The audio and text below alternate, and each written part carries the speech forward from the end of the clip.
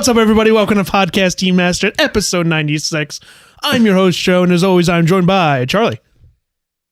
I'm really glad he got it in. I just love the fact that you have to edit it out every week. Yeah. I know it only probably takes like less than half a second for you to do. How about I'll leave it in until the Switch comes out if you stop doing it after that point. Charlie, the only time I request you to keep it in, and if everyone doesn't know, I do the Switch snap every time we've done an episode for the past 5 weeks now. And I cut it out every week since then. So all I'm saying is that the Switch launches on that Friday. Yeah. We record that Monday. Okay. Just keep it in that episode. Fine, but you stop and now. And that is the deal. I will stop snapping until then. Do I have to leave it in this episode? It's up to you. If you guys don't know, this is our weekly video game podcast. I like to say we're best friends, but apparently I can't say that. That's a lie. Well, yeah, Charlie says it's a lie. Tom says it's gimmick infringement. I know. It is gimmick infringement. That's an interesting combination really of words. Anyways, we get together every single week. We talk about video games, game news, games we played. We have a good episode this week. Do we? Yeah, I feel like EA had a conference call, then the whole Oculus thing, and then GameStop thing. So if our show was a deli sandwich, how many meats would be on this deli sandwich? 4. How many cheeses? 1. How many lettuces? You only ever have one cheese. Yeah. You can do multiple meats, but don't ever do. Unless you're doing like one of those weird people that order like a cheese sandwich and it's just all these different like a cheese like a 4 cheese. That sounds fucking disgusting. Yeah, to the different tastes. You just don't like cheese. No, I don't. And I don't understand how people like it. Like it's mold. You people are eating mold. It's not only mold. It's mostly mold. I don't think it's mostly mold. Blue cheese is just straight up mold. Blue cheese is one kind of cheese out of hundreds of cheese. Tom, you got to understand. You may not like certain food. And you have to understand that you're the weirdo in this situation. I don't like bacon. And you're I'm the weirdo. Yeah. You have to learn to admit that you're the weirdo in this situation. Keep eating moldy milk. Enjoy. Enjoy. Well, let's jump right into the games we were playing. I'm going to start this week because I was going in an order and I forgot over the last 2 weeks what the order was because last week we kind of just talked about Resident Evil. Was that order 1886? No. Okay. Never again. Never again. Never that one. It's an alright game. Yeah, it's fun. Platinum it last year. I finished Madhouse, Resident Evil 7. Congratulations. The Madhouse difficulty. How hard was it? It seems real hard. No, it's if you do the speedrun playthrough first, you get the circular saw. Okay. Makes that game a cakewalk. All right. The molded go down. Just all you have to do is run up to them and just hold the circular saw up to their head, and you're pretty much by the time they try and go in for a hit, their head's exploding already. All right.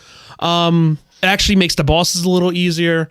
And it's weird because like this is the hardest game. It's obviously you don't have ammo or health everywhere, so you still have to be careful because 1 or 2 hits will take you down. Yeah. But the things I did like was the fact that they switched up item locations, specifically like where you get the scorpion key. The grenade launcher, and some of it makes it a little more straightforward. So you're not, because I guess they're assuming that you've played through the game at minimum once. If you want the other items twice at this point, so you know kind of the route you have to go, and it's kind of cool to see them switch it up a little bit. Also with enemy placement, I talked a little bit about it last week. There's one in particular where I walked into a room where there used to be 2. And like I get the key that I need out of that room, and I'm like, well, this is weird. I open the door, and then there's 3 molded just rise, and I'm like, well, okay, this is not how I want this day to go. But yeah, we talked about it at length last week, but that game is that's a good ass video game. It's great. Not having the DLC, it's actually pretty because the DLC's out on PlayStation 4 right now, coming out at the end of the month for PC and Xbox One. And I only hear good things about the banned footage and the Ethan Must Die mode. I thought they were supposed to be free. No, there's free DLC coming out in the spring. Oh, that's what you see. I really didn't. Well, I'll probably just buy the DLC. Yeah. Yeah, I'm probably gonna do the season pass because I want to play more of the game. There's just literally nothing else I can do. Is the season pass $20? I don't know. I'll have to look at it. And I did do a following game mode where I collected all the bobbleheads. Okay. But I had infinite ammo at that point. And that was really fun. That's what you get for Madhouse, right? Yes. And that was really satisfying to walk around and infinite ammo. So does that mean bottomless clip? Like you still have to reload, which is which is how they get you. Infinite ammo for which gun? All of them. That is Equip awesome. a gun, you get the Albert pistol. That thing put on enhanced ammo is awesome. And you just annihilate I gotta be everything. honest, I've been using the Albert pistol on my second run. I'm not a huge fan of it. I love it. But the powerful. prospect of having the infinite ammo on the double barrel just tickles me in all the right spots. Yeah, I would. Yeah, no, it's great. The other game I started playing this week, Fire Emblem Heroes came out, which is Nintendo's now third. Yeah. Oh, jeez. The Fire Emblem song. I recognize. Yes. Now, I've never played Fire Emblem ever before. So, and as I mentioned last week, or the week before, whatever, it's one of those series I want to be into. I just never been on a device that I wanted to play it on. And this is weird. So, the story that it gives you is very tied into the other games. It's like plays in this Fire Emblem realm that is Fire Emblem is correct. Yeah, that is attached to all the other Fire Emblem games, and for some reason those people are being like possessed and invading your realm, and and that's like the story setup. It's ridiculous to get everyone. It's kind of like a Smash Brothers story of everyone gets in here for some reason. But the gameplay is very simple. It's a one screen tile system movement. You have a party of 4. You can create different like up to I think 10 different parties, so you can always go into battle, and it's very simple, yet it's actually pretty fun. It's I'm trying to think of like how to word it like the best way, because I feel like any way I word this is going to sound like it's just a dumb like mobile game. Yeah, and it's actually one I'm having fun with. Like I'm finding myself wanting to play it. Like the matches only last probably anywhere between like 30 seconds to a minute. So it's a good game to open up. It loads fast. There's not a lot of bullshit in getting between you and actually playing the game, which is actually nice to see. The way you unlock heroes is by collecting orbs. You get daily bonus orbs, or beating the story missions, you get orbs. And that's where the microtransactions are. And that's where a lot of people are. I was going to say how many and how much does it cost to buy orbs? That I haven't actually looked at because I haven't. I heard the system isn't that intrusive. Yeah, it's normal mobile game pricing. So they have a $1.99 pack, and then of course they have the $99 bundle. That says best value next to it. Yeah, it always says best value. It's like comes with like 50 free, and it's like, all right, I guess, but no, I'm dumb to spend money on the $1.99. I could see people wanting to. It's funny you bring this up and kind of the simplicity of it, because I made a rare attempt. I was sitting in a waiting room to play Mario Run, and I go to open it, and it's like, oh, this app needs an update before we let you play. I'm like, oh, fuck you, and I deleted it off my phone. Yeah, it's weird because like it does the same thing Super Mario Run did, where you downloaded the app, but then it did a separate install. Do you remember this when you downloaded Mario Run? It was like it downloaded, then it needed to download more. I don't know why Nintendo's doing that. I'm honestly shocked that gets through Apple's like really strict. Because it downloaded really quick. I'm like, wow, that was small. And then there was probably another like 2 or 3 minute download. Very small, really. In I totally forgot grand about scheme that. of things. But it does that. But where Mario Run, I felt like when I would open it, it felt like it took longer for it to load. For me to get into the game and actually start playing. Okay. Where this one, I feel like I can get from the start screen right into a game. And that's what you want in a mobile game. I feel like I'm in and out, like very nice. And there's a lot of like any mobile game, like it starts getting like deeper and deeper. Like there's shards and shit. I don't know if you can buy the shards, but I think if you're a Fire Emblem fan, you'd probably get more out of it than I am getting out of it. Just because you'll probably see, like I see Marth and Roy, and those are the 2 I recognize. And then all these other people keep talking to me, and I'm like, I have no idea who the fuck you are. And the worlds, the story modes are named after Fire Emblem games, and you usually focus on that party. Okay. And the only reason I know that is because I recognized Awakening was one of them, and I started looking up, and that's what it is. They're all based on what game they're coming from and invading, and that's story of that system. So are you a hardcore Fire Emblem fan now? No. Or are you all in on Fire Emblem Warriors? No, because I just don't like the... You're all in on the new game coming out for the Switch? Well, he doesn't have a choice. Well, that one I'd be interested in, just because... He's got to play something. Yeah. Well, that's coming out, later. But no, the Warriors game... Later? The Warriors game, no, because I just... It's a Dynasty Warriors game. I don't care about those. Those are always... Bad? Yeah, or average. I know people like them. Like, whatever. Yeah, you can like what you like, but you could also... But you're wrong. You could also enjoy swallowing thumbtacks, but... And then that led me to playing Fire Emblem Heroes, to wanting to download another popular mobile game, Lara Croft Go. Okay. You're a fan of the Go series. I am. I like Hitman a lot. So I was going to... On the consoles, it's like $8 to $10, and I'm like, on the phone, it's $199, Okay. and I'm like, you know what, I'm It's just going gonna to be the same thing probably. Well, yeah, Except you get trophies. Well, yeah. Yeah, but well, I'm sure you get Game Center achievements I've developed a because that's a thing people care about. Everyone cares about the Game Center achievements. Actually, I think they removed it. Yeah, I think they did. I think they permanently removed Game This Center. is such now, a failure. Only if games built it into it, I think you can get the Game Center. That whole thing is a mess. Yeah, but since the computer, I've moved on from trophies almost completely. Like, Yeah. I just Was that tough for you to do? Does that suck now? no, it's actually good because like I know if I got Resident Evil 7 on the PS4, I would have platinumed it.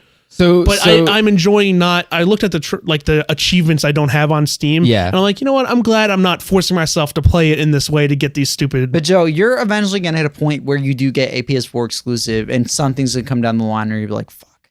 Yeah, I mean, maybe for that game, trophy. but I won't like. Why do you think that is? Like, why don't you feel as attached to those things? I don't know. I mean, because like last year, like around this time, I was really getting back into them again. Yeah. With The Witness, with Hitman, there was.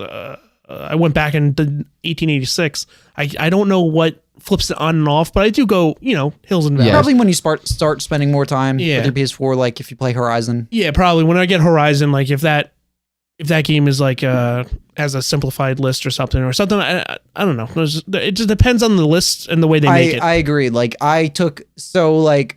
Resident Evil 7 is actually something I'm really considering. It's very achievable. Yeah. And then I took it, Final Fantasy 15 even took one look at that trophy list and knew I wanted to do it. Then there are cases like Rise of the Tomb Raider where I took one look at that trophy list and immediately said, fuck that. Yeah. Like it's just certain things where I was looking, I'll get to Lara Croft in 1 second, but like I was looking at the achievements on Steam for Resident Evil. It's like only open your box 3 times, only heal 3 times. I'm like, a lot of people did those things together. And the speed run in one run. And I'm like, you know what? I'm glad I'm just not playing it like that. Like I did the speed run because I wanted to get the items. I didn't want to get the trophy or the achievement. I wanted to get the item to improve the gameplay the next time. So that's why I got Lara Croft Go, but they had a bundle on the App Store for $199. You got all 3 Go games. Yeah, that's cool. It shows you like the little, it looks like an app folder and it shows you them all in one thing. So I got Hitman, I got Lara Croft, and I got Deus Ex Go. That's how I bought a bunch of putt-putt games, a bunch of humongous really? entertainment games. Yeah. That's for funny. like $10, you got like 4 putt-putt games or that's 4 pretty awesome. Freddy the Fish games because I'm 22 years old. But Lara Croft Go... Tom, did you play this one? I forget. Yeah. I've been playing it on PS4. Okay. I haven't beaten it yet. Yeah, this game is fucking amazing. Yeah. No, it's a fantastic game. And just playing it on my phone, just the simplicity of what? Well, I say simplicity. The fucking game gets tough. It does. It's deceptive because those first 2 worlds you go to are easy, and then once you get to like the later part of the spider world, that's when it starts to ramp up. It's kind of like they take the training wheels off and also one of the regular wheels. It's like, all right, let's just go. And then those That's like The Witness. Those pots, the collectibles get as you go on hard. They get harder and harder to what's so funny find. because I've collected every single one so far. They added a world after the fact, like as free DLC. Okay. So I'm on that one where there's snake enemies, but they regenerate after you move 5 times. There's like more arrows that shoot at you there. But the thing he's talking about the collectibles, some of them are so far off in the background. And you just have to see like the hint of the brown the little glow. And out. I'm so good at now like eyeing it where I'm just like, I'm playing. I'm like, oh, there's one. And I get it. And I'm like, how the fuck do I even see this? Well, it's funny because even playing on my fucking excessive unnecessary television, I still don't notice them. Yeah, because I'll still get through a level and be like, fuck, I missed one, and then I have to go back. And like I'll replay through the level and I'll just scan with like every time I make a move, I'll just scan the border, be like, all right, where did I miss it? But no, you're right. It's a fantastic game. I am incredibly mad that I didn't play this game when it came out, instead waited so long and waiting. I was waiting for the console version, and I'm like, dude, this game and I started playing Hitman, and I feel Hitman doesn't feel as good because Hitman, you have to swipe on the character. Lara Croft Go, they made it so you can swipe anywhere on the screen and you'll move in that direction. So that's a big improvement where I can't even playing it this way. I feel like is the best way to play it. I absolutely love it. Great game. I highly recommend it for $1.99 on your phone, or if you want to play it on console, definitely. I think it's awesome too. Even though it does get hard, it's a very relaxing game to play. Yeah, and just the look of it, it's beautiful. And I can't wait to try Deus Ex. I know it's not supposed to be as good as Lara Croft. I hear okay things about Deus Ex. I just like Deus Ex a lot, and it's probably the last Deus Ex thing I'll be able to play that's new for a while. So you can always play the iPad game, Joe. Yeah, no. You can always play the iPad game. But that's all I've been playing. Played more mobile games than I thought I would. You were very mobile this week. Yeah. Yeah. Hey. I'm preparing my mindset for when the Switch comes out. Charlie, what have you been up to this week? I just okay. Sorry, let me cool. switch it over to Charlie. That was a bad snap though. So. I literally spent an entire day. I think it was Sunday. It was this last Sunday. Uh-huh. I spent the entire day building my sister's IKEA furniture. Oh, geez. Listen, Joe, I know you've never been to IKEA before, right? No. It's terrible. Don't do it. If you have to do it, reward yourself with the Swedish meatballs. See, they used to have ribs there, and I loved the ribs. leave Now they once just you do it. Get the thing. Now they do a short rib.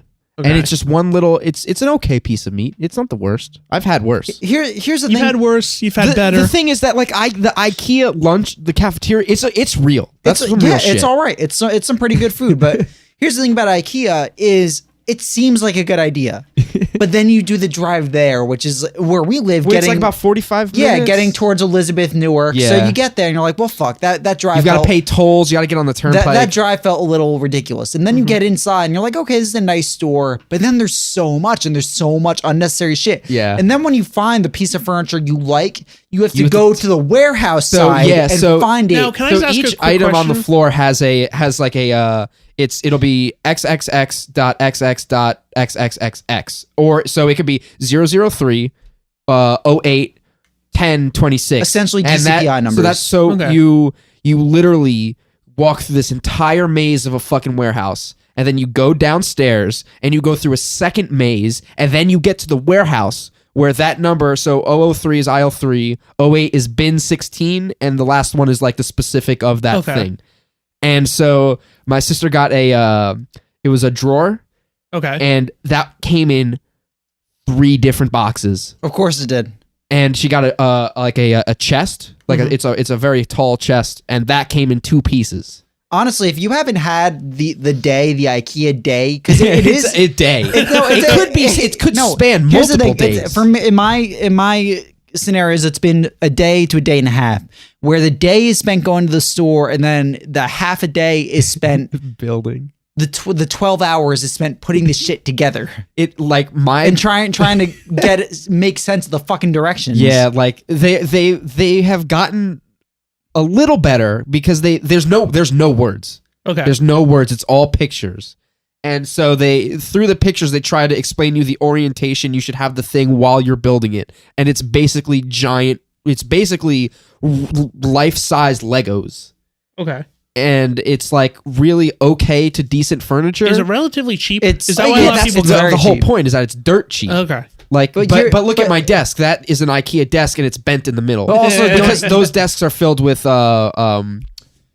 they're not this thing that we're using right now is Yeah. not filled. So this is the thing. Only these corners are filled with actual like poster board. But what if you were to cut this table in half, you would see like a checkerboard style like fucking egg carton material. Okay. It's like it's Yeah. trash. Yeah.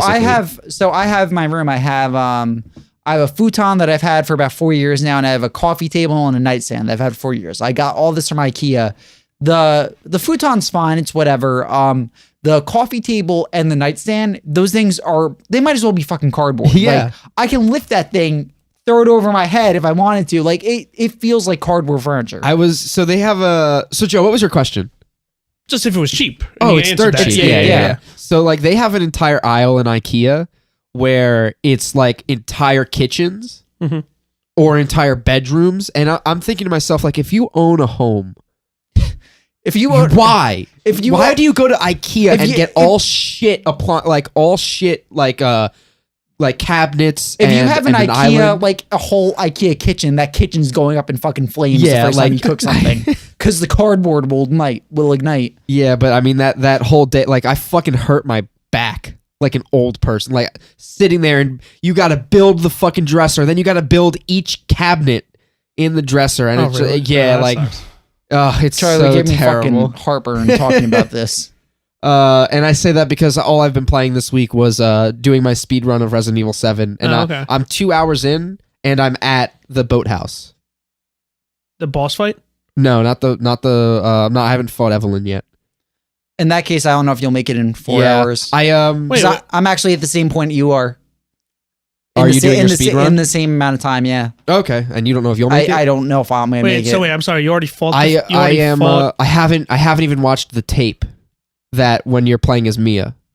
Oh, yeah. Dude, if you're doing speedrun, just fucking skip those tapes. Well, no, I have been. I'm using that. You have to do that one though. I figured you'd have to use that one, but I haven't even done that yet. Yeah. Oh, but you're at the ship now? I'm at the ship, yeah. You'll be fine. Yeah, that's what I felt like I had. They give you an hour extra on that time limit. Yeah. No, you don't have to watch the Mia tape. You have to watch the ship one. Yeah. You cannot skip the ship one. I skipped all the other tapes. You're talking about the old house one. I'm thinking of the old house. Yeah, the old house one you can skip. This is the boathouse one. I skipped most of the phone calls. Mm-hmm. I skipped all the tapes so far. Yeah. Yeah. I feel like I'll have plenty of time. Definitely. The reason I stopped there is because I didn't remember everything there. Like I remembered the whole house. Yeah. Well, that's the thing. I remember the house I know so well. I skipped every gun. All I have is the Albert. That's all I'm using. That's what I was rolling. Yeah. Yeah. And it works. Like yeah. Still have never used the grenade launcher for like the majority of the game. I only ever used it when they gave it to me. The one point I used it was a later boss fight, and the boss has a weak point underneath him. Oh, okay. And I used it to get the weak point underneath him. You'll with that time you'll definitely be fine. All right, cool. Because I finished. I think I got to where you're at around 2 hours, like you just said, and then I think I finished the game at like 2:46. Okay. That back half, if you remember what you're doing, is a lot shorter than you think it is. Okay. That's good because I totally forget. Yeah, because when you first do it, you don't know anything, so you're running all over the place. But if you know where to go to A and B, it's very short. Okay, good. So yeah, I wouldn't worry about that. And so I'm really not starting anything new. I'm just waiting for Horizon. Yeah, because I want to play that game. Yeah, it looks good. It looks like it's gonna be fun. Tom, you bought something new this week. I did, but first I want to talk about Resident Evil because even though I buy new games, even though I slop the crusty bills onto the digital counter, I still play. I play the classics. I play what I enjoy, and in this case, it's just been Resident Evil. So I started a new game with the intent of speedrunning it, and then like a quarter of the way through that, decided fuck it, I'm just enjoying it too much to want to rush through it again. So it's so fun going through it that second time because you know where everything is. So like where it took me like maybe 3 hours to get the double barrel, I had the double barrel in an hour. Yeah.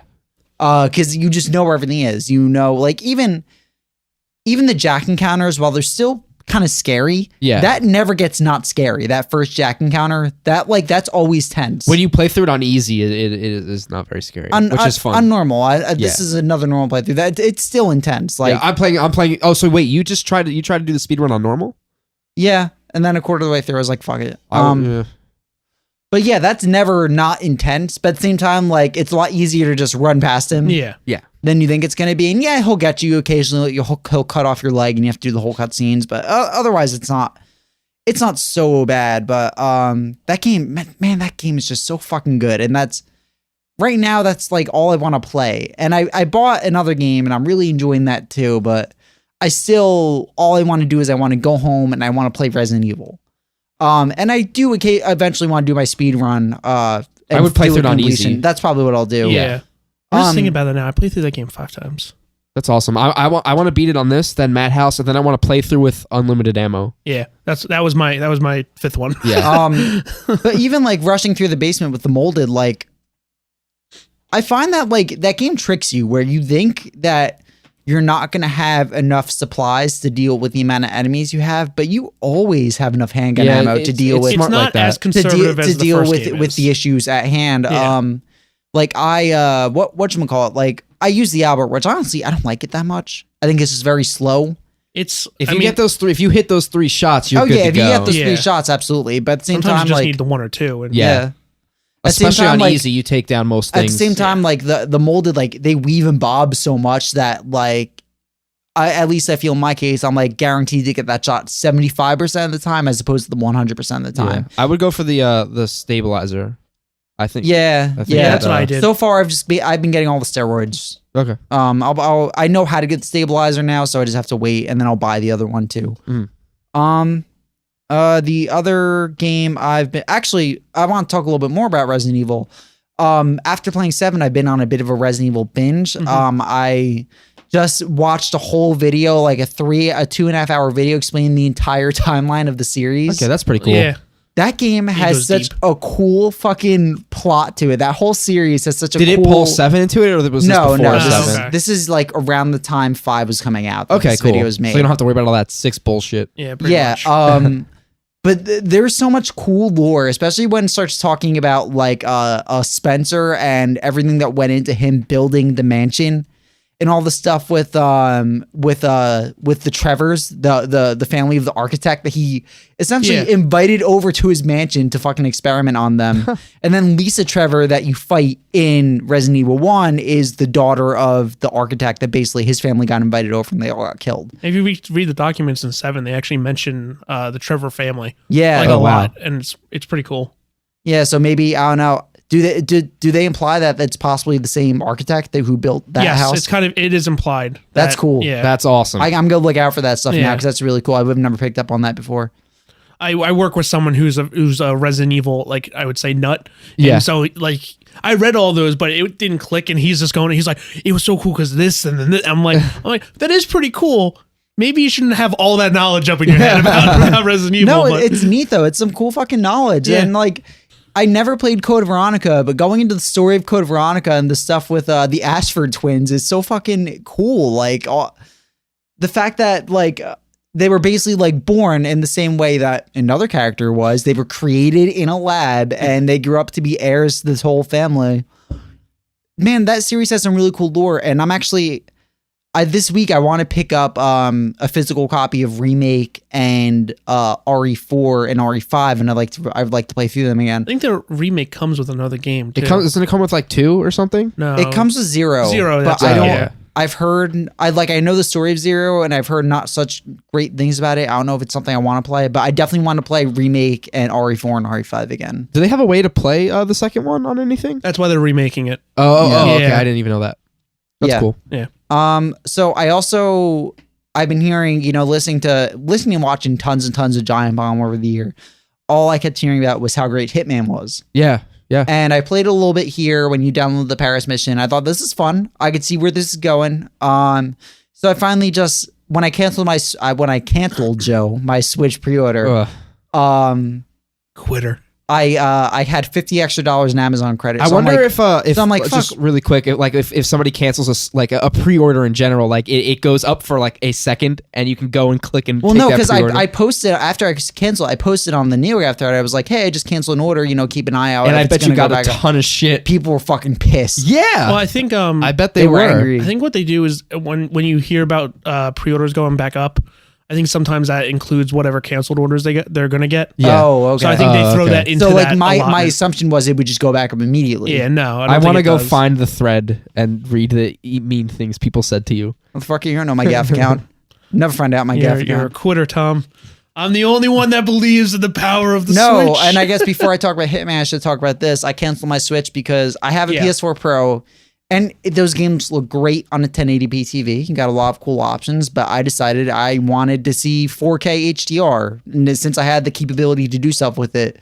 So I went to my local Best Buy, and I bought an LG UH60 4K HDR TV with it was 65 inches. So the TV was initially $1,300. It was on sale this week for $800. And it's funny because it was fortuitous because when I walked in, I knew what I wanted initially, and it was the Samsung KS8000 series. Yeah. And they had the size I wanted, which was so I was reasonable at first. I wanted a 49-inch television, similar to the one I had. And they had the one up there, but they couldn't sell the display model, and they were going to have to order a new one. So I was like, fuck. So I'm out there talking to guys. I'm like, yeah, I'm looking, for something within the $800 to $900 price range, 4K HDR. What do you have? And he's like, well, right behind you, we have that 65-inch with 4K HDR for $800 on sale. I wonder if that was part of a Super Bowl deal. And I'm like, I think it was. And I'm like, fuck, I don't need that much. I don't need a TV that big. But at the same time, that's $500 off Yeah. the initial retail price. So I bought it, and I had to get back to work, and I have time to I wasn't able to fit it in my car. So I bought it that night and then went to pick it up with Charlie the next morning, who borrowed my sister's fucking rickety ass. That car was scary to be in. About to explode Jeep. Got it in the car, lugged it up the stairs. Me and Charlie put it together, and that thing has just been wonderful. Like, it is reinvigorated. Kind of some games that I'd put on the back burner that I didn't think I was going to replay. I started deleting my old save with that I'd like 100% completed and started a new playthrough of Ratchet and Clank. That game looks fucking astounding in 4K with HDR on. Like, that's something that I look at, and people always talk about the point that we hit like CG animated movie quality. That game, I mean, it already looked great, but that game running in 4K, that is borderline. That is CG animated quality. Like, it looks wonderful. And the same can be said for Uncharted 4, which has minor HDR support. It's not as noticeable as it is in Ratchet and Clank. But it bumps it up to 1440, I think. The resolution? Yeah, I think it bumps up to 1440p. Okay, so it doesn't hit 2160? No, it doesn't hit 2160, but it still looks astounding, and the HDR does really help it. And Uncharted 4 is just a great looking game in general, and it's just a great game. I've been replaying it, and I really do want to beat it again. I've been enjoying it a lot. So if you had to explain to somebody in words, what would you tell them HDR is like? I would say that at this point, if you're playing on PS4 Pro, it's going to vary by game to game. Some games look worse. Some games look better. But like how? The colors are much more vivid. Everything is much brighter. Colors that didn't pop before. Some colors you couldn't even tell were there pop now. I think a good example is Infamous Second Son. When you're playing that in 4K with HDR and you're using the neon. Yeah. The purple pops way more, and then when you're shooting the light beams, you notice all these colors that are in there that you didn't see before. So like you see more blues and pinks in there. It's really neat. But like I said, it varies game by game. I talked about on the stream, but I've been having that issue with Resident Evil that I have to go and play around with some settings to try to fix. But for the most part, it's been wonderful. And like having that extra screen real estate has just been like really. It wasn't big. Something I thought I wanted, but I love having it. It's the same reason I love having my 6 Plus. I love having the extra screen real estate. I feel like it immerses me more to the point where when I'm playing games on this TV, I feel like I don't want to have a podcast running in the background. Yeah. Because I'm really into what I'm playing. I read that the you get the most out of HDR when it's dark, like your room is dark. Yeah. So did you find like at night it was like a lot? I did, but that's also when I noticed the lights in the corners coming in more. Yeah, that's just bleed from like the backlight on the screen. Like I said, you want to go like match up the actual brightness of the TV versus its backlight. So like the more you drop down the backlight of your TV, the less you'll see those marks. Yeah, I'm gonna toy around with some settings more when I get home today. So I started talking about before I got sidetracked, but I did buy the whole first season of Hitman.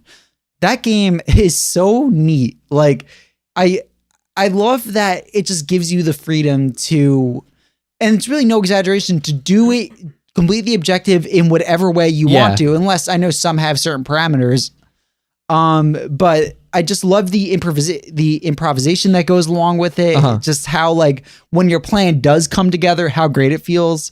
Like that first assassination mission where you have to kill Novikov. And then his wife. Yeah. I can't remember her name, but also also Helmut Kruger. I got the wife by so through a series of different costumes, just going into the next area, taking someone, getting that costume, eventually getting to the point where I had like the top tier security suit and going up into the auction. I had the machine gun. I'm standing in the room and I know I wanted to kill her. I wanted to drop the chandelier. So she's standing there. I'm like, fuck, the only I'm gonna be able to do is just shoot it. So I shot the chandelier down on her, inadvertently killed her friend too, and I was like, "Oh fuck!" And then everyone starts freaking out because apparently non-target kill. Apparently, no one saw me shoot the chandelier down with my fucking loud ass machine gun, and everyone's freaking out like, "Fuck! Oh my god, what happened?" I just start walking away. I'm like, "I need to leave. I need to get out of here." So I drop down the side of the building on the pipe. I go down. Everyone's freaking out. No one knows what happens. Everyone calms down eventually. I'm like, okay, this guy, the next guy, I want to poison him and I want to drown him in the toilet. So I do the thing where I get in the Mater D outfit. I go to the bar. I start mixing the drinks. Well, first you have to go find the recipe. So I find that, but the guy standing in front of the kitchen Yeah. knows all of his staff. So Yeah, there's always the he like the head immediately of recognized me. He just starts following me, and we're just like speed walking away from each other. And I finally get away from him, get the recipe, speed walk past him out the door, get into the bar. At this point, the entire kitchen crew is looking for me. Yeah, they're all their heads turned in the same direction. And I'm standing behind the bar waiting for him to come up. He does the thing, gets a drink, goes into the bathroom. I follow him in there. I drown him, hide him in the closet, leave through the kitchen. It felt so good just to have the plan come together and have everything work. But then after that, I did another hit in Paris for another guy. I don't remember his name. I think it's one of the Sarah something 6. Sarajevo 6 or something like that. I think originally they were like like a new one would come each week, but now they're just all there. Yeah, the elusive targets. Yeah. So I killed one of them. But the way I initially wanted to do it was I was trying to figure out like how to get close to this guy because I saw the room he was in. And I knew he was up in the electronics, so I figured I could tamper with one of them. He'd go and mess with it and get electrocuted. So I get in the crew outfit. I kill a guy on the stairs. I'm not worried because I'm like, no one's gonna come up the stairs. I'm trying to figure out where the fuck is this guy? Why can't I find him? Finally, I see him. He's walking up the stairs. He's about to go to the body that I just took out to get the costume. I'm like, fuck. And he had a security guard with him. I had a screwdriver in my hand. I chucked that shit right at his really forehead. quick, subdued the security guard. The guy turns around, he's like, what the fuck? And I chucked the screwdriver at his head. And I ran out of there, ran to the exit. But it's moments like that like really make me understand. I've never gotten into a Hitman game before. Why people like the series so much. They give you so much freedom to fucking to go about these objectives and these assassinations. And when your plan does come together, it feels fucking sublime. Also, I should know, the PS4 Pro support with the HDR and the 4K looks fantastic. Yeah. It Great looks looking pretty game. good. Yeah. But yeah, I've been enjoying the hell out of that. I mean, once I'm kind of done with my Resident Evil infatuation, I really want to put more time into it. I haven't tried any of the assassinations in the other locations yet because I feel there's still more I want to do in Paris. Oh yeah, there's a ton to do in all of them. There's a lot like between the challenges. Yeah. And then there's like 3 different types of them, and then you can do multiple combinations of them. It's insanity. Yeah, no, that's a fucking fantastic game. Charlie, I know you played it. Are you still playing it? No, I mean I only bought the first part of it, so I only have up to Paris. How much have you done in that? I've done as much as I could do. I've completed all of the 12 challenges. Or I would definitely objectives suggest. So actually, and I'm kicking myself for not buying it. I'm not really even going to play anything until after Horizon. I'm kicking myself for not buying it physically because the physical edition is just a steelbook. Yeah. So I saw that. I'm like, fuck, I should have bought it physically, but whatever. Joe, I would definitely suggest playing it. It's a very, very good game. I played it back in March when I bought the first episode when it was like $15.99. I just bought the first one to see if it didn't hook me. So I just never, I don't think I even really talked about it on here because I just didn't click with me. So I mean, I understand like why people would like it. And I watched Giant Bomb play a bunch of it and just, I went through the playing Hitman thing a couple months ago. Yeah, I remember streaming something. I'm still really enjoying it. Well, let's take a little break and we'll be right back with some news. Some Oculus stuff, some GameStop stuff. Yeah, that just won't die. Yep. Some GameStopulous stuff. Hey guys, it's your host Joe. Thanks for checking out the show this week. If you haven't already, head over to iTunes and subscribe to the show. We love to hear from you. Send an email to podcastdemastered@gmail.com with any comments or questions. We may even discuss your email live on the show. To stay up to date, follow us on Twitter @DemasterCast. For our live streams, you can go to twitch.tv/podcastdemastered. And lastly, our video content can be found at youtube.com/podcastdemasteredshow. Now, let's get back to the show. All right, we're back, and let's jump right into it this week because we have a lot. First thing we want to talk about. No bee boops. No, that's you dive in off the diving board, and we're diving into the news pool. I don't like. I'm gonna continue to refuse his being here. Okay, all right, cool. So Charlie, how are you?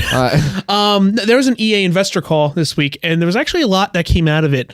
The first thing was EA responded to the Skate 4 rumor by saying they're not presently making Skate 4. That's the biggest mistake that company can make. I wanna throw another little tidbit in here. Yes. Sorry, no, I was saying, oh my god, to a text, not you. Oh, fuck you, Joe. Tony Hawk came out of the pro skater fame, the skeleton that was once known as Tony Hawk. He came out and said that he's not done with video games. I was about to bring this up. I had this idea floating around my head that he's looking to work with other publishers because that deal with Activision is finally done. What if we got Tony Hawk Skate? Okay. Okay. Well, he did say the next game won't be published by Activision. Yeah. So there is always that possibility. But he said there also. I was thinking about that. Tony Hawk has also said there's nothing in development. So like they would throw his name on the Skate engine and it would play like Skate, but I don't know. I was thinking like a cool, like a neat like collaboration between the two of them. I could see it playing like Skate and then also using the Tony Hawk name to try and improve sales. Yeah, that's what I was There's clearly a reason there hasn't been a Skate game in years. It's probably because they declined in sales after. But you know what's funny? Like pro skaters just aren't as a big a deal anymore. I was at work and I saw brand new copies of Skate 3. Really? Like we opened a box and there were brand new copies of Skate 3 in it. Well, it's because PewDiePie streamed it like a year and a half ago, and so now people are going to be buying it. People wanted to buy it, yeah. And that was the thing. The people wanted to buy it. They couldn't find it because they didn't make that many when the game really came out. So they had to put new ones into circulation. The next one was Battlefront still on track for 2017. They reconfirmed the single player. It's going to have more heroes and characters than the original, and it spans multiple locations and multiple eras. I want it to have less than the first game. Do you think we're going to get Pom de Baba? Who's that?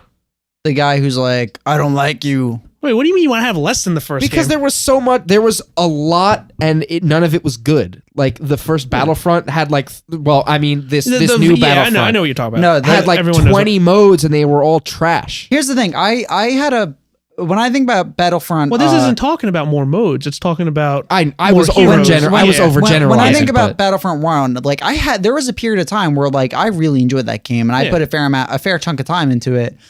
I am totally open to playing more Battlefront, especially if they are going to be adding more modes and a single player campaign. That single player campaign is the one that gets me. That immediately draws me back in, and I hope that they do what they did with Battlefield 1, where it's a bunch of vignettes set within the Star Wars universe. I think that'd be really neat because it worked really well in Battlefield. I don't know. I'm gonna reserve judgment until I see the way that plays. But now let me confirm. Ponda Baba is the guy in A New Hope who's like, I don't like you. My friend doesn't like you either. And then Obi-Wan Kenobi cuts off his friend's arm. Oh, well, I hope he's playable then. I mean, stupid. He's gonna be a hero. They cameoed in Rogue One. Yes, they did. Yeah. Spoilers, Tom. I still have not seen that movie. It's like 2 months Probably old. doesn't give a fuck who Ponda Baba is. Yeah. Do you think Watto is going to be a playable hero? Probably not. I would hope not. Any. So we also got 2 things confirmed to come out before March 2018. Need for Speed will make its return. Oh boy! Did that last one sell okay? I don't remember even what the last one was. It was the one that was self-titled Need for Speed, and it was the one that was always set on night, and it had the FMV. It had the FMV cutscenes. Yeah, it's always on sale. Like whenever there's a PSN or Xbox Live sale, that game is always on sale for like $11 or $12. Yeah, I don't know. I like the Need for Speed games when they're just about the racing. Like the last one I loved was Most Wanted. Which one? The new Most Wanted. Okay. I'm convinced I'm just done with racing games in general. I like them. I don't think there'll ever be anything that the reason the reason I like Most Wanted was because it was made by the guys who did Burnout, and it felt like a Burnout game. Like when actually playing. The last Need for Speed I fell in love with was the last non-open world Need for Speed, and that was 2010, I think. 2010's Need for Speed Hot Pursuit. Oh, okay. That was the first one done by Criterion. That game was fantastic. The last racing game I loved was on the PSP. I'm pretty sure it was a Need for Speed, but I can't remember what the Most the subtitle. I don't remember what it was. No, because I know because I had the game. The building of the car was it was a lot more arcadey than it was like actually giving a shit. Like you could change the tires and the trim. It's gonna sound weird. You could change the body kit of the car. Yeah, it's gonna sound weird, but that's where I played Most Wanted and loved it the most was actually on Vita. Yeah. Something about handheld racing, maybe. Well, actually, ironically enough, the one you're talking about is Most Wanted for PSP, but the 2006. Yeah, 2006 version. Which I had on PSP and then got on 360. Yeah, I remember like a year later. And the other one was the new BioWare IP. That's the one that had Razor Callahan in it. I don't know who that is. He was the bad guy, Razor Callahan.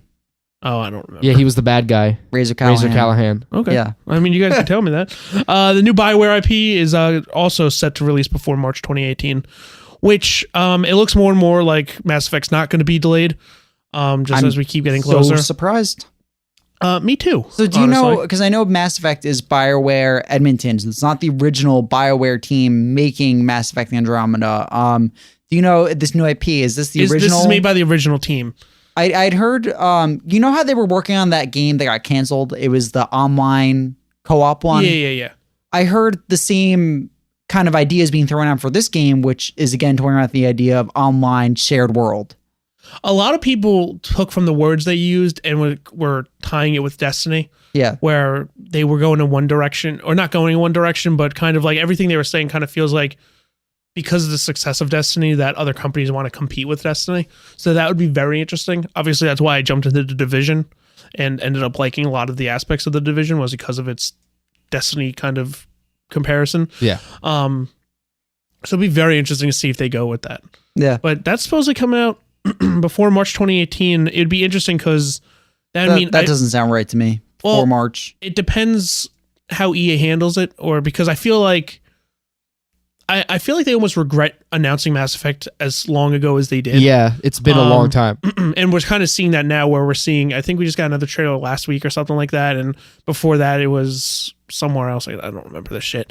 But but like, I feel like they wish they kind of held back and did the sooner release date. So I wouldn't be surprised if at E3 we get our first like actual trailer for it. And then the fall is kind of a build up till March, whenever it comes out. I still say that the Andromeda like reveal was like kind of weird. It was kind of like, yeah, we're making the game. I still stand by it's weird. Yeah, it was. Like, it was. It feels like there's been very little, not as much hype as you'd expect for a Mass Effect game. But right? yeah, they're doing it I'm very smart, excited though. to play it though. Yeah. See, what's funny is I actually the last trailer I watched, I kind of just had no interest in it. So if this is true and they are able to get this out by March 2018, and that means Edmonton is able to get working on their new game sooner, that has me very excited that, because I love BioWare games, that we could be getting a turnout of BioWare IP much faster than we used to. And we were getting a turnout pretty good on 360. But like, I would like personally another Dragon Age game. And soon, having like come off of Inquisition not that long ago and all the DLC, like, so hopefully after, whatever this is, Edmonton or one of their teams gets started on Dragon Age. I was never got into Dragon Age. I like the first one, didn't like any of the other ones. Yeah, I I liked Inquisition. I didn't like 1 and 2. Yeah, that's a weird series because like what we just said. Like, I think there are a lot of people that's who kind of really funny. all over the I think place. there are a lot of people who really like one game and didn't like another one. Yeah, because I hate 2. I think 2 is bad. I think 2 is a really bad game. Very like. Is it bad? I was about to say lazy. It's not. It's just. No, it's lazy. It's a lot. They turned that thing around in like a year. Yeah, so that's why I don't want to say lazy because they did work it out. They did pump it out real quick. It's just a lot of same area, a lot of reused like dungeons and textures and everything. So, yeah. But yeah, and then 3 honestly kind of 2 killed any momentum I had going into 3 to the point where I jumped into 3 and I was also going through a time where I just jumped in and there was just so much shit on the map and I'm like, you're giving me all these options and all I want to do is now just stay still. And then I moved on to something else. Yeah, it'd be interesting to see if we do get 2 BioWare games, especially like Mass Effect and then a new IP. And well, that's probably the reason they split into 2 teams in the first place, so they could have a quicker turnaround. I'm excited to see something new. You guys know I would always rather see a new IP than like the 7th iteration of a game. Unless that 7th game is actual gold. Yeah. Our next story, we can go through this quick. Wii U officially ends production. We almost talked about the rumor of it happening at the end of last year, and we were kind of just waiting for Nintendo to actually say when it was going to end. And it ended up being not until obviously now. We thought it was going to happen sooner. Official lifetime sales are 13.5 million.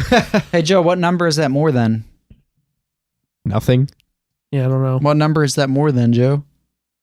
So years ago, we had another podcast, and the topic of Wii U sales had come up. Now, I was an adamant Oh, I think I know where he's Nintendo going Defender. with this. Yeah. And we had made the bet that I said it's going to do So 9 million or something came out that was going to, they want to do more than 9 million or something. Yeah, in 1 year. You're talking about a year's sales. This is lifetime No, this sales. was Lifetime. I remember. No, it was not. I remember. No, because I remember the story was they wanted to hit 9 million in their first fucking financial year. I said there's no way they're going to hit that, and they didn't hit that. Can we find this anywhere? None of us have any of it, right? Because that was No, not. whatever. I won, Joe. You It's did fine. not win. It's fine. Just like I won with Grand Theft Auto. It's Yeah. okay. Well, Grand Theft Auto, yeah, you truly did win that one because that one still blows my mind that fucking not people still buy that game. I'll add that notch to my belt. This is not a notch to you about. You lost that one. Zelda is the last first party title released on the system, and then after that, all the indie devs seem to be moving their games over to Switch that were making any Wii U titles. It almost seems like Zelda is the captain of the Titanic, and it's going down with the They're Titanic. only putting it on there because they just promised it years ago. And If all they could get away with it, I bet they wouldn't release it on Wii U. and all the indie devs are like the passengers jumping on the lifeboats, and they're like, "Oh, we're getting out of here, guys." Thank God that it is on Wii U. Yeah, like I'm saying, it's good because I think because of the people that I'm going to get to play it. yeah, exactly. Like people that aren't going to buy the Switch, like they shouldn't be punished because the Wii U only sold 13.5 million and they're moving on from it so Yeah. quick. Like trust me, I agree with you. I'm saying like in a world where Nintendo could get away with it, I think they would only put it on Switch to try and incentivize more people to get their new hardware. But I think because they promised it almost like 6 months after this system came out, that they need to release it. They need to save face. Say what you will about the Wii U, but the Wii U had some stellar fucking first party games. Like Mario Kart 8, 3D World, Donkey Mario Kong. Kart. Like there was just a ton of really great first party stuff on the Wii U. And I'm glad that a lot of that is coming over to the Switch because it means more people are going to get to play it. Like those games deserve a bigger audience than they have. Yeah.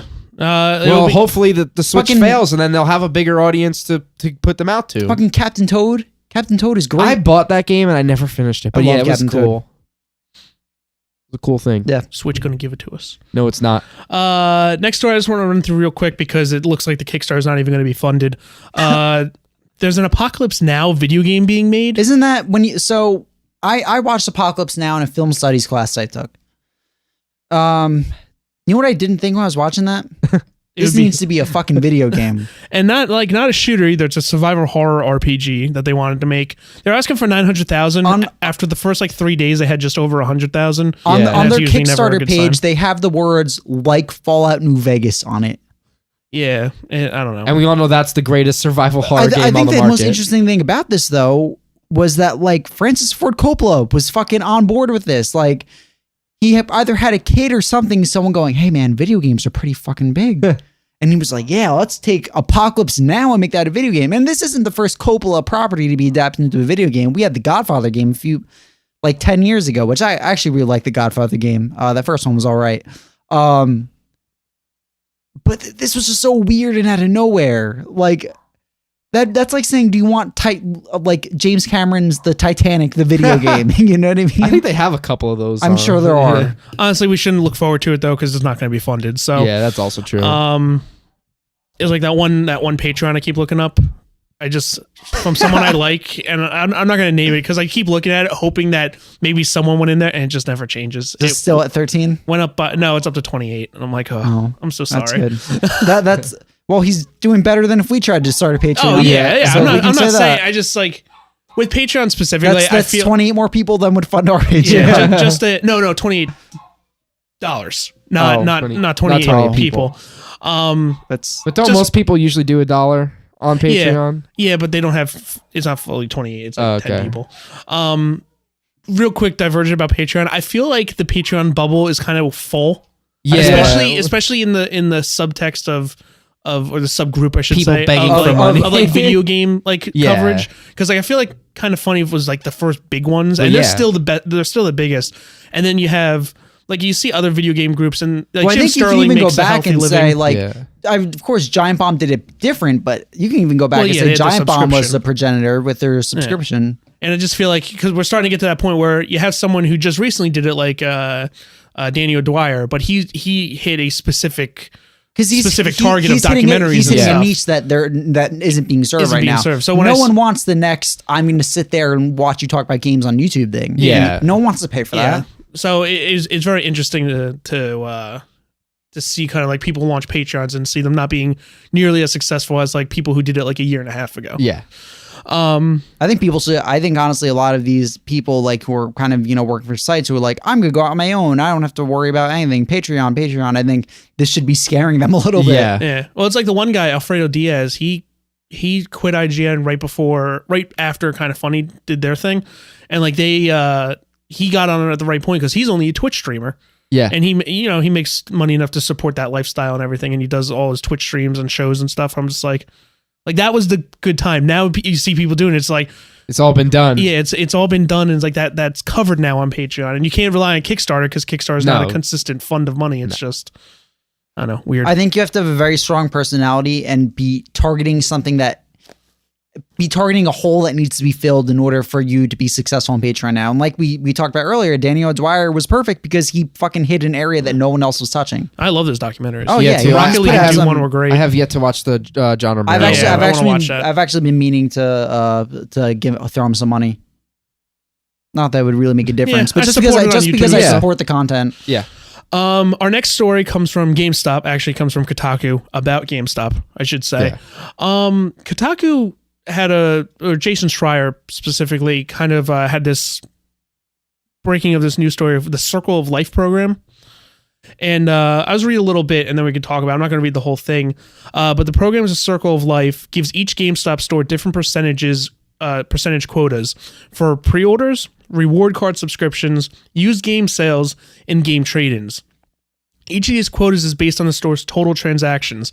Pre-orders and reward card subscriptions are based on the number of transactions, while used game sales and trade-ins are based on the total dollar value of transactions. If a store's quota for used game sales is at 30% and the store sells $1,000 worth of merchandise, GameStop expects at least $300 of that merchandise to be pre-owned.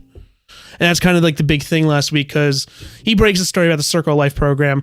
Obviously, it's a GameStop story. Everyone jumps on it because, GameStop's evil. Yeah. And then GameStop puts out this message the following day addressing it like to their employees. And of course, one of the employees leaked it to Kotaku. And it's basically saying like, no, we would never. And the other thing is that their customers are going to be punished or fired or their employees. What did I say? They're going to fire the customers. Oh, yeah, their employees. Sorry. If they didn't meet these certain quotas, and it came out that some stores are actually telling people that come in to buy a PS4 Pro that we don't have a new one, but we have this used one instead, even though they do have new units in the back. That's disgusting. Here's the thing, though. This isn't new hat. This was when I worked at GameStop in 2011. This was happening. That's exactly what I'm getting to. So I remember going for that interview, and one of the first things their managers tell you is fucking push the used thing, no matter what. So what comes out the next day is they send out this memo to all their GameStop family. It's basically saying, no, we don't encourage that type of behavior, blah, blah, blah, all that jargon.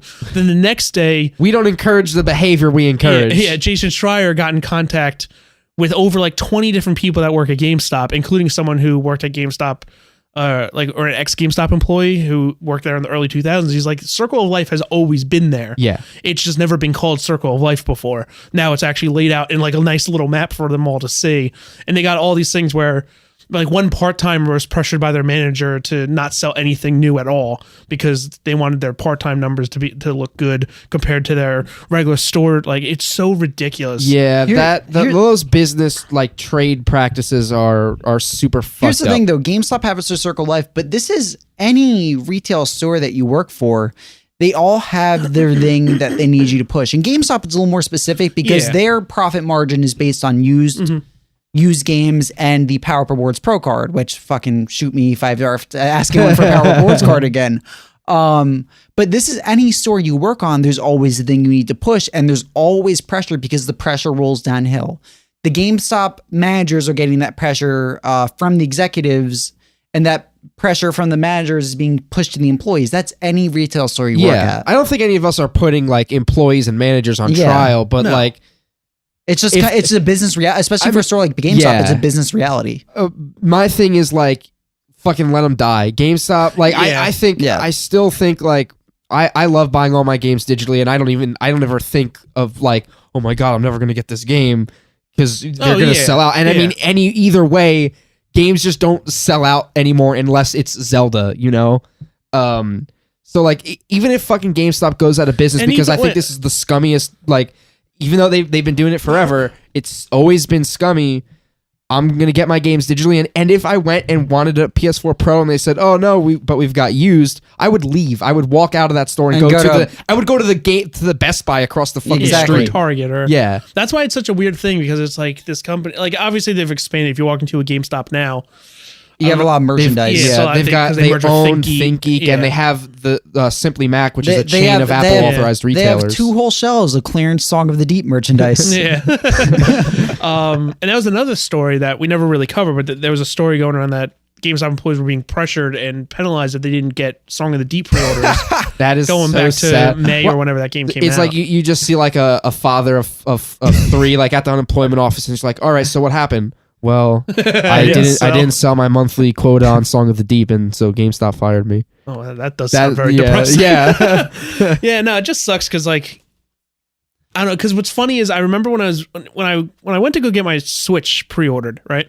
Well, no, listen, because now what I heard the employees talking about makes sense. Okay. Because behind me were only 2 other people, and so You're gonna have to pre-order the used No. Switch. We don't have any new Switch you left. have to pre-order the used The one. employees, when you go to pick it up, they take it out of the box and they They lick spit it on and they it. play it Yeah. in front of you. But now I remember the manager talking about like, holy shit, we're hit 1,300 already. We already blew past all our percentages for the week. And like none of that was clicking until now where it's Okay. like, oh, they're talking about this program because of the Switch pre-orders, Yeah. they were set for the week That's or set for the next So, for their timetable. I wasn't really mentioned in any of the memos, but pre-orders are also very important to that. It's Yeah. funny, as much as they push the used stuff, like pre-orders are still very important to them. yeah. I was at a GameStop, and I think this is when I was picking up, or when this is like the last thing I pre-ordered for them. I pre-ordered Gravity Rush 2. And when I was pre-ordering it, and I was like, oh, hey, I'd like to pre-order something, like 3 of them just perked their heads up, and they're like, oh my God, Rachel, you need to take this pre-order. Your numbers are low. Like those came out of, those words came out of That's their kinda scary. mouth. I'm like, oh, okay. Like that shit is taken very seriously there. Yeah, that's why they're just buy on Amazon. By the way, let's get this clear. If you're an Amazon Prime member Yeah. and you want and you want to buy your games physically, they're all 20% off. And if you pre-order it, you get it the day it comes out. So like, just why? I mean, the only reason I didn't pre-order my Switch on Amazon was because I just couldn't. I You missed couldn't the get to it, timetable, yeah. so it was just easier for me to go to the store. But like, it's just Honestly, I'm in a place. it's just weird. I've been buying a lot more physical games. But that's really just because I'm in a place where I do work a lot. I am out on the road a lot. Sometimes it is just convenient if I Yeah, want to something run- to stop into a Best Buy or a Target or Walmart and just buy what I'm looking for. The last couple months and the last few games I bought, I actually bought from my phone and wasn't even home. And Yeah. then when I got Oh, home, yeah, they that's were always convenient. downloaded. Yeah, it's something nice about like the I have PlayStation been 4 app. digital only since almost the beginning I of don't this. I don't trust my credit card info on PSN, so that's why I don't bother with it anymore. But yeah. I don't have PSN Plus. I don't have my card getting charged There was monthly. there was but a thread on Gaff today that was, I think my PSN is being hacked, and he had the 2-step verification set up. He's like, I just got 100 consecutive verification codes sent to me. Yeah, I've They're never had that fucked. happen, and I think it's just one of those things that when it happens to you, that's when you Yeah, kind of no. get worried about Yeah. it. That happened to me, and it scared me away from keeping my cards on any of the services. I have my card on Yeah. so many things, and it's never been a problem. But I'm just that percent. I'm in that percentage. Yeah, I'm the same way. I've never had any issues It's all like fun that. and games. So you're playing a game. It's like, oh, the system has been deactivated as your primary, and I'm like, Yeah. the fucking fuck what? Yeah, and then I'll be like, you know what? I basically play on my computer anyway. I'll just Yeah.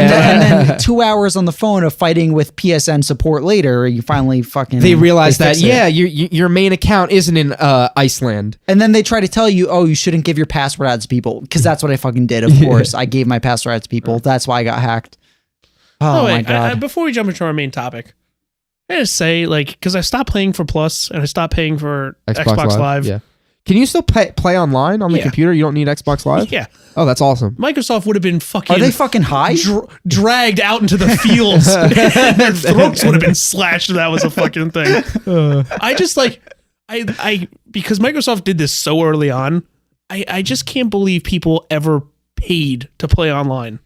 Yeah. It just kind of like, yeah, because it's something I don't know. I gotta re-up my PS Plus subscription. I haven't had PS Plus for a while. Yeah. The only time You know, it this kicked me was month- when I loaded up The Last of Us and I couldn't Yeah. play. You guys know this month I get Little Big Planet 3 for free for up. For, Yeah. Oh my getting god! Yeah, I it's better like not pay the PS gas Plus. bill this month because I need PS Yeah. Plus. It's like I look at the free games now selection, and I'm just like, all right, I'm like, those are games I would have downloaded and never played probably. And then I'm just looking, I'm like, why was this ever okay? Like, how did Because Microsoft it get was away with this? Great PlayStation Plus.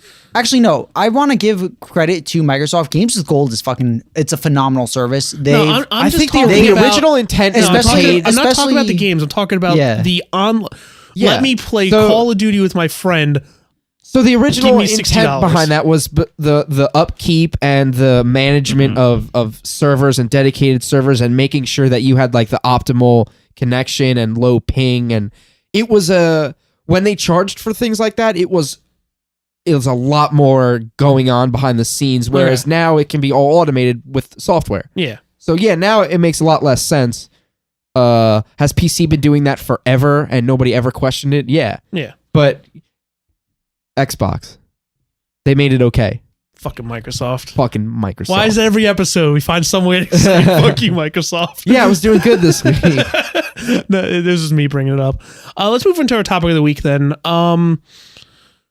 If you look back on the history of our show, I would say the first year was the year of Konami. Yeah. Because that was the whole Metal Gear Solid 5, Hideo Kojima fallout with Konami, and everything that happened after that. And I feel last year was the year of VR for us. Because it was talking about, because if you remember early last year, we got the Oculus pricing, the Vive pricing, Morpheus, they all three came out. We were on cloud 9. Cloud fucking 9 and just went right the fuck away. That died fast. But something we talked about late last year was the fact that Oculus was bringing Lucky Palmer, Carmack, and Facebook and Facebook and Oculus in total to The court. court. Thank you, Yeah. Jesus Christ. that ZeniMax was taking them to court. ZeniMax. What did I say? I don't remember. I don't think you said anything. No, ZeniMax is taking them to court. Yeah. We talked about in the past like what they were accused of stealing files and basically taking Like stealing technologies and they worked on, that Carmack or something worked on while still an employee of ZeniMax, and then took all that stuff over to Yeah. There's a lot more specifics, but that is the gist. So they were asking for $4 billion. Yeah. ZeniMax. They got $500 million, We got a half a bill. and they basically got it. What I didn't know was that this apparently process was very fast and very quick. Yeah. And it kind of came like that because Carmack said he did take the information. They also had a judge from Texas Mhm. who now that I'm saying it, I can't remember, but when I read the article in the suit and about there, like, so my sister's a lawyer and I hear her say Yeah. this all the time, but like your city, your state, or your county can have judges that can be more like liberal or conservative or not know shit about technology, but they're the judge granted to that case. Yeah. And I think the courts lean in a certain way where that was the verdict. Yeah.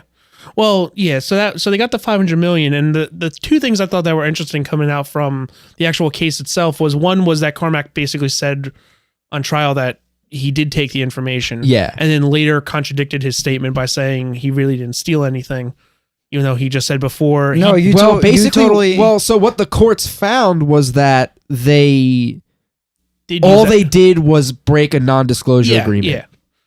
Which is why, yeah. Technically, I mean, it's hard to say. Like, Here's the thing, though. I don't know much kind about. of did. Like, if you work for a company and you develop a technology using company assets and company funds, that belongs to that technology you develop belongs to the company. If you take that somewhere else, it doesn't matter if you came up with it. You are stealing.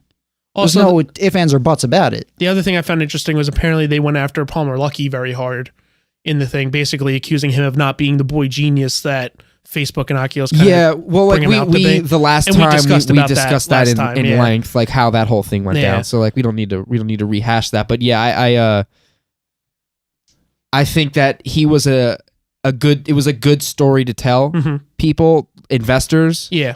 backers. Boy genius. I think Yeah. after the Reddit fiasco, it's wise if he's taken far from the Well, spotlight. I think in that company. I think been, that's a though. lot less telling than Yeah. like this whole like they just threw him out as a poster child. Like that is whatever, but I think that is a lot more vicious, that like a lot more nefarious What? and disgusting. Like the like just using him, like he went so basically Lucky Palmer was talking to Carmack about this idea or like what it could be, and then they started working on it together, and then Yeah. they must have just been like, all right, well, we'll put him as the face. That was kind of egregious. Now the full quote from ZeniMax is, or not full quote. This is like their initial smaller quote is about something specific. We will consider what further steps we need to take to ensure that there will be no ongoing use of our misappropriated technology, included by seeking an injunction to restrain Oculus and Facebook from the ongoing use of computer code that the jury found infringed ZeniMax copyrights. Yeah. So I mean, when they broke the non-disclosure agreement, basically what happened was, I don't know who the agreement was between. It could have been between ZeniMax and Carmack, or one of the other dozen employees that left ZeniMax to go work at Oculus. I'm pretty I think sure they there were was mainly a few. focusing on Carmack though. Yeah, which is what it read like. Yeah. And basically by sharing all of that, by making a company out of that stuff, Yeah. it's not that he stole it and brought it somewhere else. It's that he disclosed that information. He Yeah. used those tools to build something For another company. that is what was crossing Yeah. the line. Is what that judge deemed crossing the yeah. line. This is weird. This is a It's weird situation. I mean, like when you look at like this is over now, and we have Yeah. our ruling. I mean, the way So- I look at it is that they scummed ZeniMax. Yeah. Like I think Oculus is like is a damaged brand. now. So what does Facebook do with Oculus now? My thought process on this was that, I don't know, potentially Bethesda, obviously they don't buy back Oculus, it's a damaged No, name, but yeah. they do have rights to that technology. They put out their own VR helmet using the same stuff. That would be well, four or VR helmets. though. what happens is I think I was gonna say Or Facebook just drops it completely because they know They're it's not at this going point no, it might be they're a not damaged gonna do brand. that. I They think had bigger plans for VR Or than do you we can think- even think of. So my thing is to, and I said this in text, but to us, I think we tend to lean in the view that Oculus is damaged. Like this whole thing is really shady. It's really scummy, and it was done without authorization. Carmack still worked at the company when he left with this technology, and he was developing it there and used it to start a business elsewhere. But I'm willing to bet that do we know how many headsets are out there? All I know is that it's projected that PSVR might be around 800,000, So and that's supposed to be more than Vive and Oculus combined. So let's say that there are 150,000 Oculuses out there. Yeah.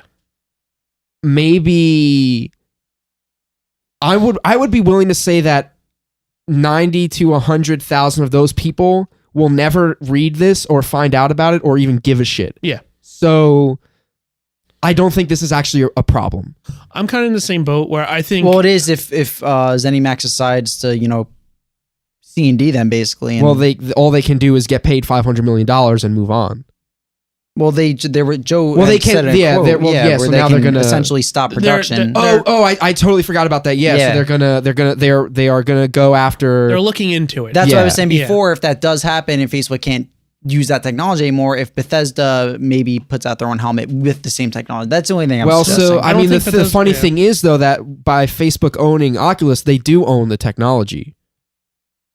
Facebook owns the Oculus technology, but that belongs to. Well, no. See, like this is somewhere where none of us can really speak Yeah. well because None of us are we lawyers. don't. Get your None of us sister are down here. lawyers. Yeah. Well, she's a family attorney. She Get your doesn't- sister down here, Sarah. But yeah, I mean, like we don't know. There's so many things about like law. That's why I was like, trying to keep it like simplified. Yeah, Because, like- now we scratched the surface, and if you want to go in any deeper, you need to know. you need to have a very good even like I was understanding of the reading, law. like I read like 3 different articles based on this, And like each one, you got to a certain point in it. I'm like, wait, what? What did I Yeah. miss? And I went back. What I'm does like, judiciary mean? I'm like, it's because anything to deal with law, legal Yeah. situations, It's out of our grasp. Can get very intense. We can only give our opinion of like the outermost Yeah. shell of this thing. Like I think for people that do hear about it, like you just said, I think you look at Oculus and go, that is damaged a little bit. yeah. I think also what you said, one, I don't think VR is anywhere near mainstream enough for anyone to really go out of their way to read this. Yeah.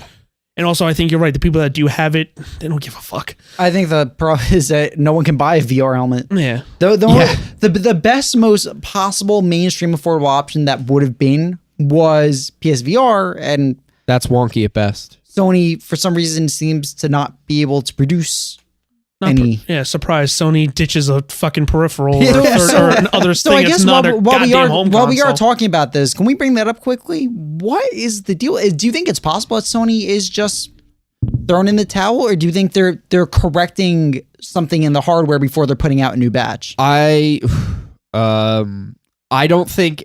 I think PSVR was dead when they said we're going to use the camera and those old sticks. That and that also is they cannot move on until the PS5 comes out with specifically designed motion controls and camera for to do good VR, to do VR that is sharp and clear with accurate tracking and one-to-one motion. I just think it's weird that we're, like 3-4 months out and like they just haven't. There's been nothing. this is a They haven't restocked. I mean, the only thing you hear about the two is that Resident Evil 7 has proved that it can be good. But like we all know, well, we don't all know, but like I've said, I feel like Resident Evil 7 was like, it's like 1 in a million. It shouldn't have been good. It was great, and it also happened to be a VR game. Yeah. And I don't think Capcom, I don't think Sony knows what the golden ticket, what the combination was to make all that happen. I have to be blunt right now. I'm at a point where if I saw one in the wild, I wouldn't not buy it. I mean, so we talked about this on the day of the TV. Like if I was, and it was funny because like a day or two before that, I was on eBay. Like, man, if I could scoop one of these up for like 150 or 200 the most, I would do it just to play Resident Evil 7 and then throw it in the trash. Yeah, I don't know. This isn't my original thought, but go back to their holiday commercial. There was nothing of VR in there, even remotely. Yeah. It wasn't even mentioned. No picture. At the end, it was just a fucking 2 PlayStation consoles they can't that you be can killing buy. it already. It would be so. No, they can't be killing it. disgusting But I waste mean, of it's money. just that, like, They had to plan where there would be a time where VR content wasn't good enough, and they just weren't going to push it. from launch to now, there's only been one major game, which is Resident Evil. The next quote unquote major game is Farpoint, which is that Mars first person That shooter gun thing, which we don't even know if it's going to be good or not. Yeah. And then after that, there's nothing. Now, not that they can't announce stuff, but I bet your ass at E3 they're not going to dedicate 30 minutes of time for VR games that can't demonstrate well. And the last time they tried to show it on stage, they fucking broke on them, which is 2 years ago at PSX now. Like, it doesn't show well. It's just not a gaming device right now, but you have to enter it. I feel like VR feels like we need to enter it with games. Yeah. But there's just nothing that's clicking with anybody right now. So the thing that strikes me the most is that years before Sony had the VR headset and before VR was like talked about like it is now, Sony had a device that looks a lot like the PSVR. Oh yeah, I remember. And this. it was I was obsessed with it too. Yeah. And it was basically the PS thing, the helmet, but it was just a screen. And that thing costed like $1,300. Costed? It cost. I'm from Jersey. Yeah, I know. I got you. Leave me a break. Okay. And I think that PSVR is so fucking lazy. Like from design to concept to execution. It's not lazy. It's just no, it is cheaper, and they had lazy. to be cheaper if they wanted to sell to fucking people who own PS4s. It's lazy because they didn't put in the effort to come up with their own, input. They just were like, we'll throw and move a known to be shit quantity. We'll just throw in our camera, a known to be, whatever camera, Well, I mean- and the design of the helmet itself was something they were sitting on and all they had to do was track it with their shit Well, I mean, camera. Charlie, the helmet looks fine. I mean, like, Well, no, I'm not saying the here's quality thing, of the here's look thing, is good. I'm saying they already had that. The Move controllers worked, and they were selling Move controllers. So, like, why not just push the Yeah, but two? they don't Like, work well. They don't work well in the capacity of VR. You know what? They worked fabulously if you wanted to use a plastic gun and play Killzone, and even then it was shoddy at best. I've seen too much where it's absolute garbage. seen some things, man. Yeah, I've seen some shit. Now, Joe, you don't have to worry about any of this shit because you can fucking buy a Vive. I'm not wasting my money on VR. That's all I see VR as is just a giant waste of $800 right now. I would never spend that much money. There needs to be like 20 or 30 more Resident Evil quality games. Yeah, exactly. I really want to play Resident I Evil know, I do VR. too, and it's a shame because now if you do, you gotta spend $300 or whatever. But I mean, we'll find a way to do that because Such is life in Moscow. exactly, you know. Yeah, no. The winters are rough. To me, VR right now is just completely on the back burner of the Now, Joe, shitty stove here, look, we have in the now, corner. Now, hear me out. Yes. You take a piece of cardboard, you fucking Gorilla Glue the switch to the piece of cardboard, And then Gorilla Glue that to your and face. then you shove your face in it and you hold it like this while you're playing the Joy-Cons. So you The hold it in HD place. Rumble though might scar your no. brain And tissue Joe, because so it's so like powerful. you hold it with the Joy-Cons, you keep it to your face, then you play the games. Why Like, wouldn't I just detach the Joy-Cons and play all? No. Remember Oh, you laying on the could. couch relaxed. Yeah, no. You can I- relax- but then you they can relax your staple your shoulders like hands this. down Yeah. as far out as they'll go. from where we were You know a what year would have ago. been great in I the just- Switch presentation if there was like an imagery of like Jesus Christ on the crucifix, but he has his hands open and then switch controllers into each hand. And they're like, look, you can relax your shoulders. so fucked up. I would have bought Play 30. like this. I would Oh, have bought man. 30 Switches if that were the case. But it's not, Yeah. and VR also still sucks. Yeah, I know I have a computer that can run VR, But like, until somebody who has it comes over, Yeah, really. What a time to be alive. The Switch is coming out. VR still sucks.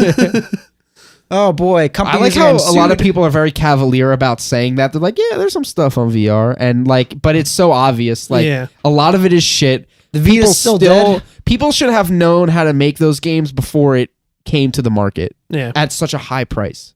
Ding at a dong, high the price. Vita's dead. The People Vita's bought it at dead. a high The price. Vita's It's a weird dead. time because actually to go on that, you're right. VR sucks. We got a underpowered console, the handheld hybrid thing coming out of Nintendo. And then you have two companies that insist on putting up upgrades for their fucking consoles. Yeah, no, it's that great. are completely unnecessary. I disagree. I'm really enjoying the 4K on my TV. Buy a PC. Yeah, like, that's what I'm gonna do. I mean, even when we were talking about the Scorpio rumors, I'm like, all right, this thing looks like a fucking waste too. I don't think so. I think if you want consoles, you still buy a console. You know what I mean? Yeah, I mean that's a very fair point. I'm saying I just think they're dumb. At this point, up. Shut up, Joe. Unnecessary. Just make the fucking PS5 and fucking have your day with it. Fucking think about I don't know. I think these are probably my last line of consoles. I'm the same way. I have no reason to get like the I barely touch my PS4 right now. I'll buy a Scorpio this year. Yeah. See, Microsoft killed it with me because I'll probably buy a Switch this summer. Yeah, I have all their games on PC now. Yeah, exactly. Yeah. So I just need Sony And to you can make play that them. jump. You can play them in 4K HDR. Yeah, no, I play them better. Let's wrap up this probably long show. I don't know how long it's been going. Yeah. That was episode 96. We'll be back next week with episode 97. Subscribe, tweet at us at DMasterCast. You can email us podcastdmaster@gmail.com. And Questions. yeah. And otherwise, that's it. We'll be back next week.